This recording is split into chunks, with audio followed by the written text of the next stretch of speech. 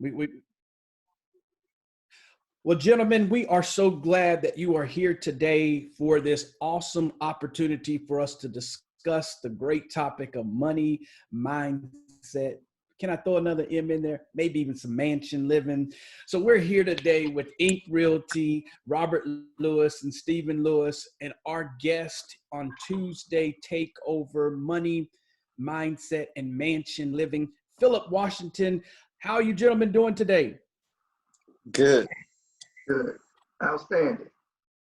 My goodness, your enthusiasm is overwhelming and it is taking over this broadcast early and often. So I'm not even going to start over. We're going to continue to forge our way forward. So today we have the awesome privilege of talking about mindset. We have a privilege of talking about money. We have the privilege of talking about real estate. And so, Phillip, if you will, why don't you start us off and introduce yourself to everybody, and then we're going to jump right into the conversation today. All right. My name is Phillip Washington. I'm a wealth manager, chief investment officer of Stonehill Wealth Management, and host of the Ask Phillip podcast, and host of the Black Dads Club podcast, all on Spotify and iTunes. I threw that plug in there. I love it. I love it. So you can hear Phillip all over as he threw that plug in there.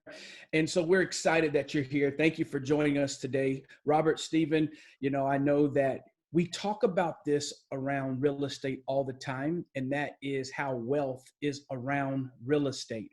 Most of our individuals that have money and have different investment, that truly they have something to do with real estate. So let's dive into the topic today. First off, we talked about mindset. What do you think, Phillip, when it comes to mindset and even just thinking about real estate with mindset? How does all this stuff kind of even plug together? It's funny because I love the real estate group that we're a part of. How the memes are shared, where the people will say, "Hey, I make $24,000 a year, and I want to buy a $500,000 house."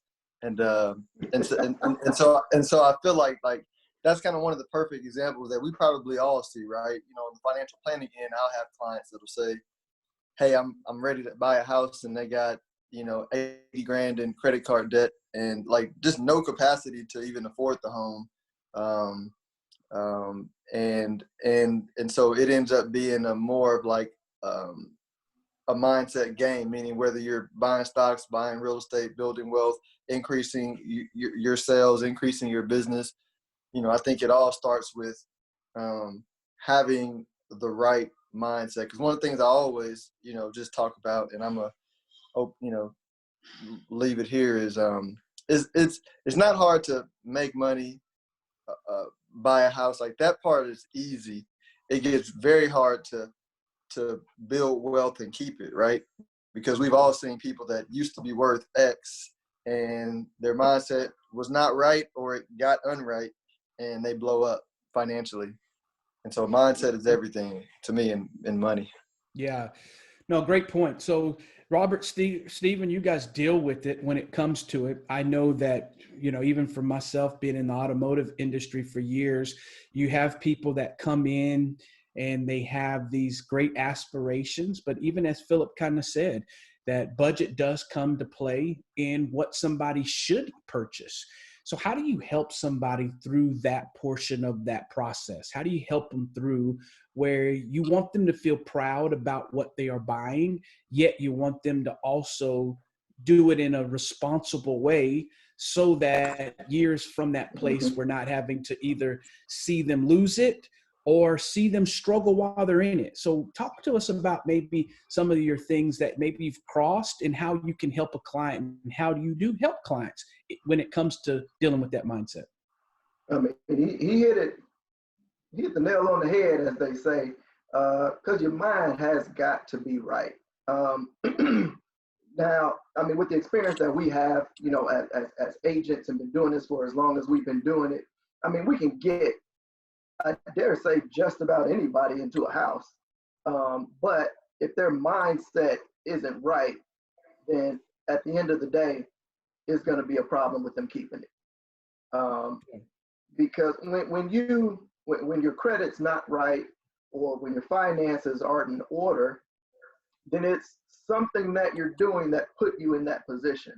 And it probably has to do with your mindset. So once you switch your mindset, get your mind thinking about, ownership and gaining wealth, then you start to act differently. You start to save money as opposed to being, a consumer.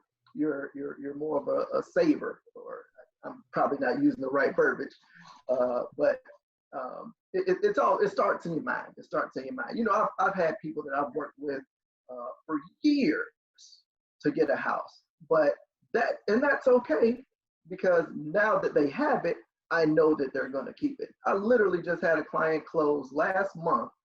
I had been working with her for 4 years, trying to get her into position so that she could buy a house. And God's grace, she made it there, closed last month, but now her mindset is different than what it was 4 years ago. So I know that she's going to be in a position to keep it. Yeah. Yeah. No, great point. Great point. Stephen, how about yourself? Yeah, absolutely. So, there was an article that came out, I believe last year, maybe the year previously. It talked about how millennial buyers are overspending, or really aggressively spending beyond their comfort level just because the market was so competitive.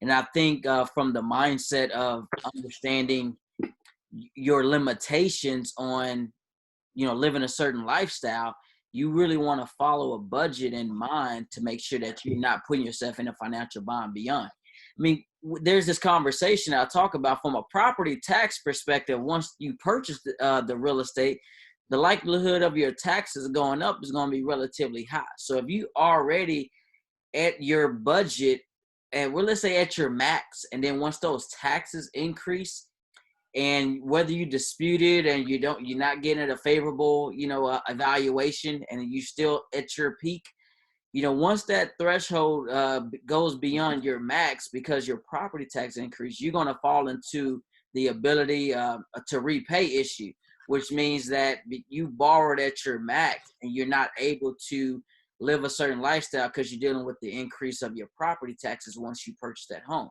And again, the likelihood of that happening is certainly happen. And so you really want to be careful and making sure that you, if you want to maintain a certain lifestyle and you want to continue the path that you're going. And I work with a lot of young professionals, you have to be really cautious about your month to month spending, and you can't let all your eggs go into real estate and you're not able to be able to position yourself for financial freedom down the line. Yeah. Yeah. So Phillip, I know that you have the privilege of seeing people's portfolios and really looking at that from a consultation and from the wisdom that you possess. When you think about real estate, what are some of the basic principles that you advise or cause people to continue to think about as they're either purchasing their residential or even maybe purchasing some investment properties? So what's some of the tips or things that you come from you? So it's like an old Jewish, like you probably know the term better than me, Derrick, but it's like an old Jewish principle is what I call it. But I think it's another technical name, because it was like before the Bible times. They have or outside the Bible, they have all these like principles written out. And so one of them was by, I don't remember the exact verbiage, but a mentor told it to me like 12 years ago. And it basically says, have a third of your money in real estate, have a third of your money in business, and have a third of your money in cash, liquid. And so as I got older and I began to understand economics and how this stuff works, I was like, that's actually pretty good, right? Because ultimately you have economic environments where inflation is rising or falling, growth is rising and falling. And if you were to say, what's the perfect portfolio to protect yourself in any environment, right? It would literally be that, because real estate is a great hedge when people no longer have faith in paper money, when stocks don't do as well.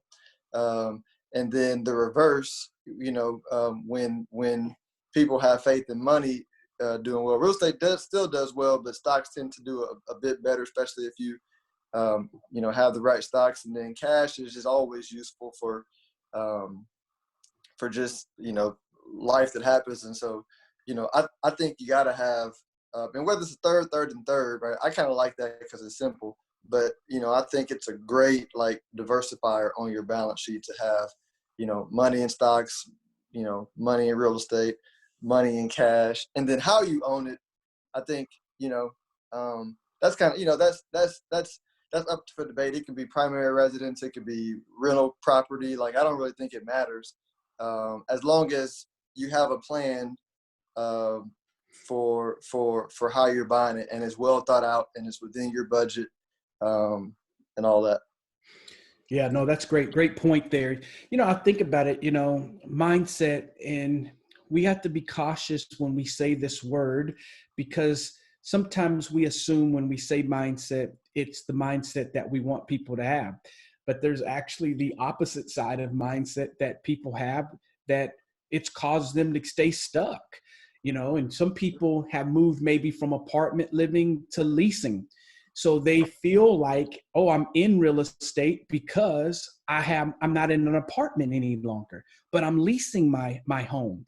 So yes, they're getting extra space, but yet they're still not moving maybe into the place of home ownership. So what are the fears, Stephen, Robert, what are the fears that you find most common to why somebody gets stuck in maybe just staying where they are? I think as weird as this sounds, it takes me back to Aquila and the Bee, and the quote that they had, and that people are afraid of success. People are afraid to reach their potential. People are afraid to do things that have maybe not been done before within their family. So the long short of it is, people are afraid to do well. I'm just going to be comfortable in my ways, where people know that I'm supposed to be. People know where I'm at, know what I'm doing, and that's going to be it. I'm just going to be comfortable. Okay, so yeah, so the comfort of their livelihood, and sounds like maybe even some tradition of, this is what's been done in my own life. This is what I've seen. Stephen, do you have any couple of that there? Yeah, procrastination is a big deal. People procrastinate, a lot. They may have the tools and the resources ready, but procrastination gets in the way, and we end up becoming our own, just basically our own downfall, in a sense, because, when you're ready to go and you continue to let time move forward, you're not moving ahead of that or trying to get ahead. So you have procrastination. In addition to that, you have people just being stuck in, like Robert said, in their ways. They're not interested in pivoting. They're not interested in shifting themselves in a better light. And I think we can go after the information. Like, we can, sit down with Phillip, or we can listen to a podcast. We can listen to Grant Cardone. We can listen to all these people. But at the end of the day, what are we doing with the knowledge that we're gaining? What are we doing with that insight? And we're not acting. We're not being action driven on that information. I think that right there signifies that, while we think we're ready, just because we, click go or click, start on a webinar, doesn't mean that we want to, follow back up with that once it's completed. Hey, Derrick. Hey, Derrick. I have a question for you, because you're a mindset expert, and this is one of the things that, and I know I'm throwing it off, but I'm really curious about this. But because, like you're saying, procrastination is an issue, and I'll sometimes tell people, because they'll say, "Oh, no, I should decide, but I'm gonna procrastinate." I say, "Well, procrastination is good, right? It means that your body is telling you something, that you need to listen to. Like, you don't procrastinate on things you want to do, right? If you want to go buy something that you shouldn't be buying, but you want it, you go do it. You don't procrastinate." So I was like, either you don't want to do it and it's not important to you, right? Or you need more information. I said, but you need to listen to your procrastination. And we need to end the conversation until you deal with that, right? And people are super shocked, but it works or it doesn't. but it doesn't allow them to make it an excuse. But my point, my question to you is, Derrick, is like what do you think, since we know it's fear and we know, it's tough for me to formulate the question, but like us four, right? We know we have a goal, and I think the reason why we had some success in what we're doing is we don't fear like having egg in our face. You know what I'm saying?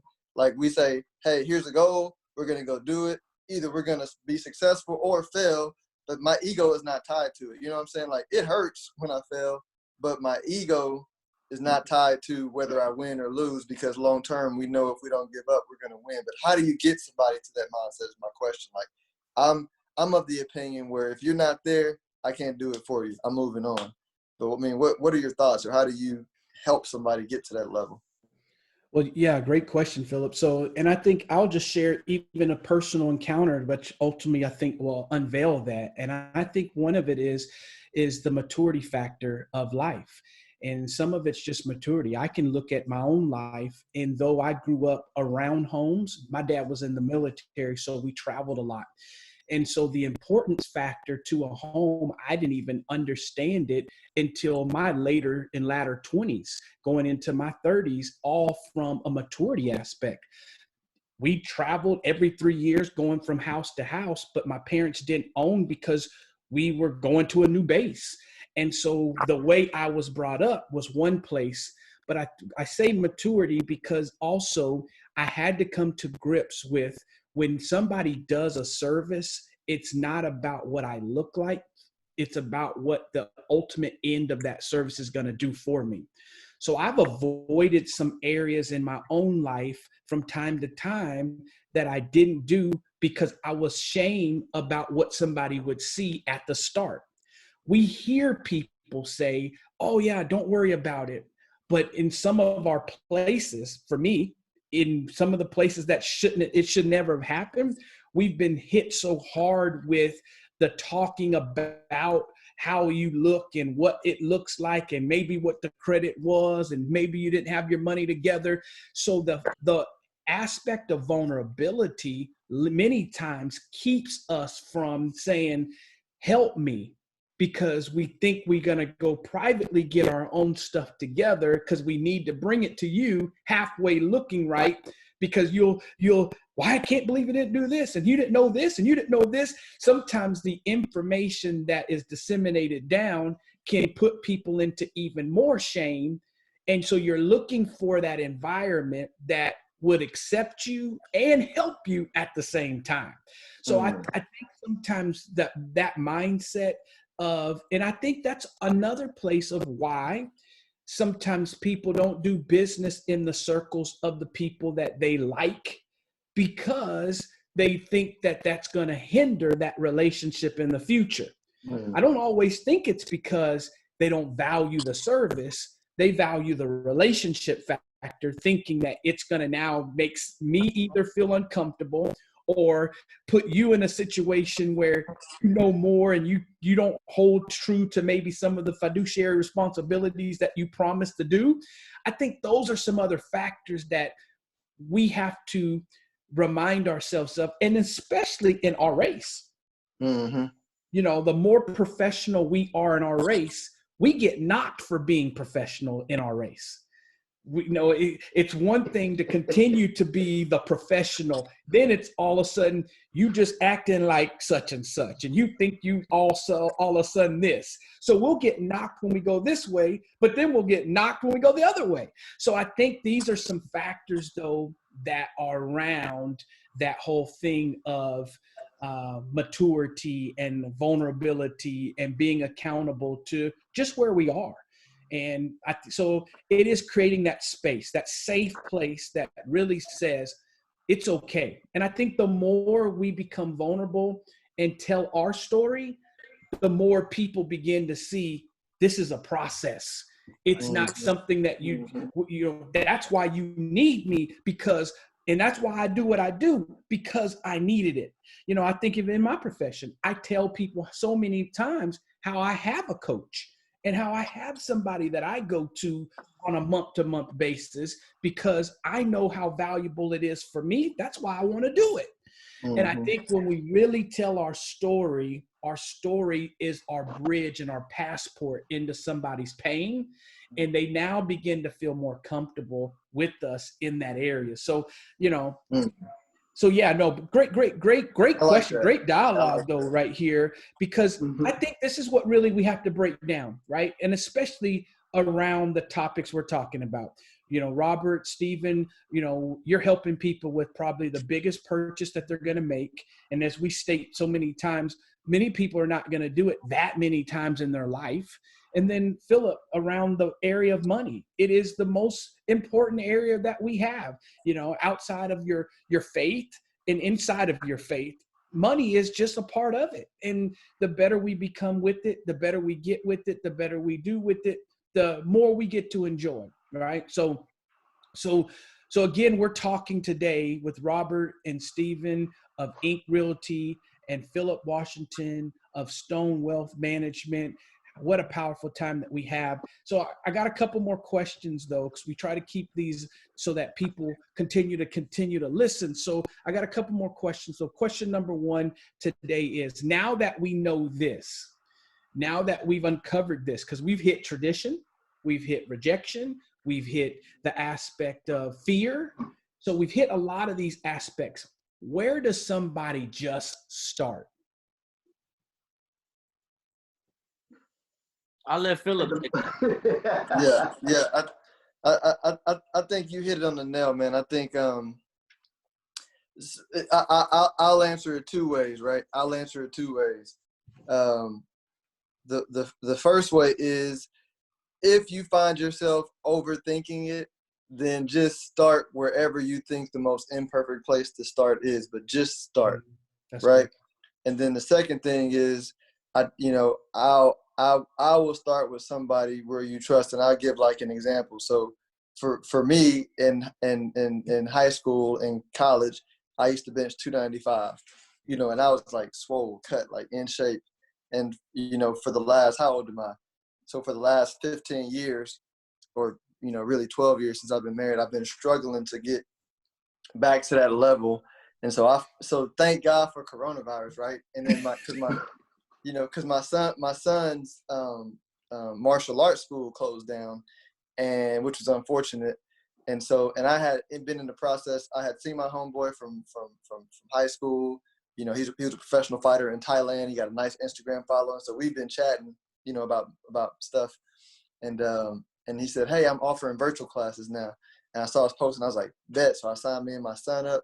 And so we're like in week 2, man. And I've been sore for literally 2 weeks, but I like it because it's like, you know, I'm vulnerable, you know, I'm vulnerable, like y'all were saying, because this is my homie from back in the day. But like, I just started, right? Was it the perfect program? I don't know, you know, but I know he was good. I know I trusted him. And so I just started, and it for me, like, was like very important, because, you know, the financial plan, we got it. I'm pretty disciplined on that, but the health thing, that's important to me as well. Like, I've been struggling to get a hold of that. And so I just started. I was like, listen, I'm not gonna overthink it. Like he said, here's my price. I literally sent him the money, like, you know, within 5 minutes. Cause I was like, if I don't do it now, like, I'm not going to do it. So let's just go. Yeah, I like that. So the first thing we hear today, because we always end up writing an ebook out of this discussion. So the point number one is, you got to start somewhere, right? Start now. So that's point one. Stephen, Robert? Well, once you make it to that part, it's just finding the pieces that fit to your particular puzzle. Like we said earlier in the week, you know, everybody's situation is different. Some people may have an issue with credit. Some people may have an issue with finances. So once you get that start and you figure out what the pieces are missing in your puzzle, then you start getting to those particular pieces. So if you need some financial help, you would talk to Phillip, Stonehill Wealth Management. If you had issues with, you know, knowledge of the process, you would call up, you know, your local ink agent, and then you get that guidance in the areas that you need, so you can start putting that puzzle together. I like that. I like that. So one, we're saying start now. Number two, we're going to find the pieces that fit your puzzle box. Number three, Stephen, what do we do here? Let's keep adding into this. Number three, what are we going to do? I think I would like to just add in, we have to be willing to just tell the story. I think we all come from different backgrounds, and we all are a product of what we grew up in, what we've been exposed to, and just what people that may have shared with us, and it may not have been all the right things. And I think once we start to unpack the story and finding a safe place within the professionals that are here on this meeting here, find that safe place where we can just put it all out transparently. And I think that right there can start making people to be unafraid of their ability to move forward, because they've shared these moments with someone that they can ultimately find trust in. And you mentioned earlier, Derrick, about the story. Be truthful. There was credit challenges in my life a little over 10 years ago. And I came out of that, because we know that there's challenges as a race, as an African American, that we face when it comes to dealing with credit issues. Sometimes people like to put a Band-Aid on something, and the thing I dread the most when someone says, I'm gonna just wait 7 years to let it fall off. Well, you in year one, but that becomes the norm, and that becomes something that other people have shared. But I think that the larger issue is that we may be following a path that is not the right path for us. But when we are truthful in the moment, we are transparent, and we can just be able to share how can we move forward. And I think for me, I started with a start now.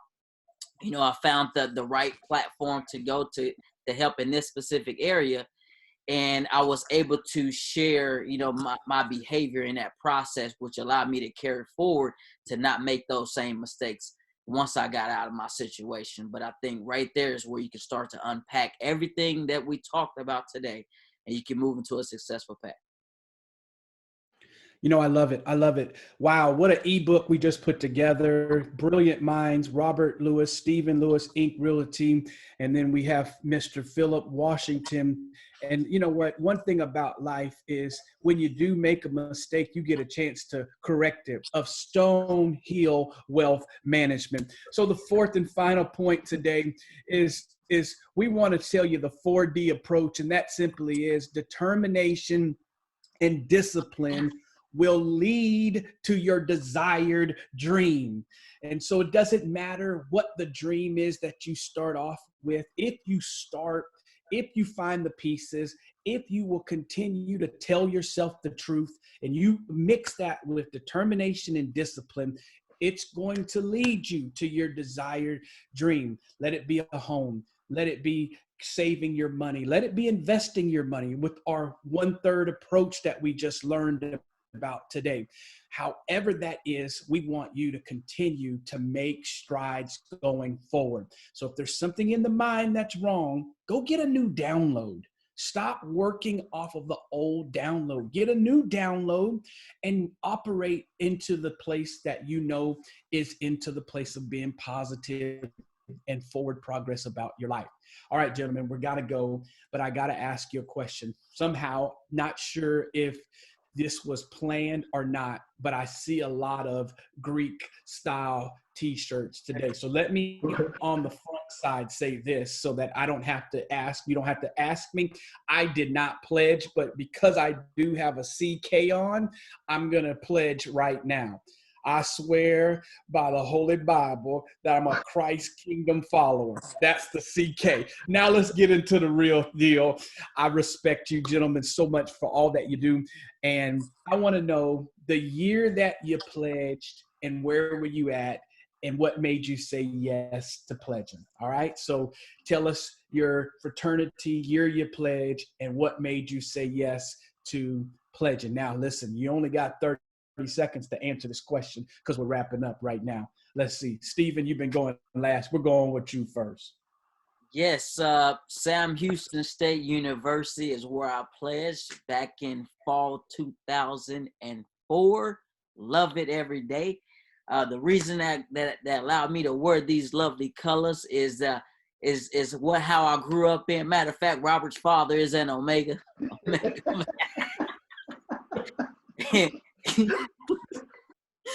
And my relatives, I got relatives as Omega, and I love everything that they stand for, and this embodies me and everything I'm about. Love it. I love it. I love it.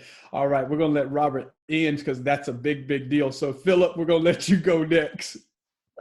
All right. I pledged at the University of Texas, San Antonio, fall 03. I actually told my dad I was not going to pledge because he was a Sigma. I was like, listen, I don't need a fraternity to get girls to like me or to get relationships. I can figure that out. And then later on, somebody said, well, hey, look, this is going to be good for business. And I was like, okay, now you're speaking my language. And so the noops on campus were like, they were not like traditional noops that you might think pretty boys, but they all were noops in the sense where they had the strongest personality. They walked to the beat of their own drum, and that was me. So I was like, oh, cool. And so I joined. Like if they were Omegas, I would have been an Omega. If they were Sigmas, I would have been a Sigma. It was more for me like the guys that were in my chapter that I just, fell in love with, and they're literally my brothers today, Love it. So I love it. I love it. All right. And Robert, father Bring it is up the rear. Bring it up the rear. bringing up the rear. Come on. I got in on the right side of 1911. I pledged fall 98, went to Butler University, chapters on there, Lambda Fool. But the reason I did, I knew I was going to pledge when I went to school. The way I grew up, it was very much so built on that fraternity bond. I was in several organizations, even in high school, that had the same kind of feel to it. And when I got to Butler and noticed all the noops, and our chapter were citywide, so it was people from IUPUI, Butler, University of Indianapolis, a lot of cats that I grew up with playing baseball. It was just the right fit. And even though Steve did say my dad's a Q, he actually went to Indiana University where we were founded. So I ended up correcting on his mistake. I got that Robert Lewis lineage going in the right direction. Gotcha. Well, gentlemen, what a time together today. I love the stories. I love all the information, and we're so excited. Thank you again, Phillip Washington, for joining us today, Robert and Stephen for putting this together. And for those that are listening, the biggest thing that you can take from us today, and that is take action and start somewhere. So, gentlemen, for another episode of Money, Mindset, Mansion Style Living, I'm Derrick Butch, Robert and Stephen Lewis, Phillip Washington. It's been a pleasure. Listen, y'all, I'm out of here. Gotta go. See y'all. Thank y'all for having me. Okay, yo to the noops. All right.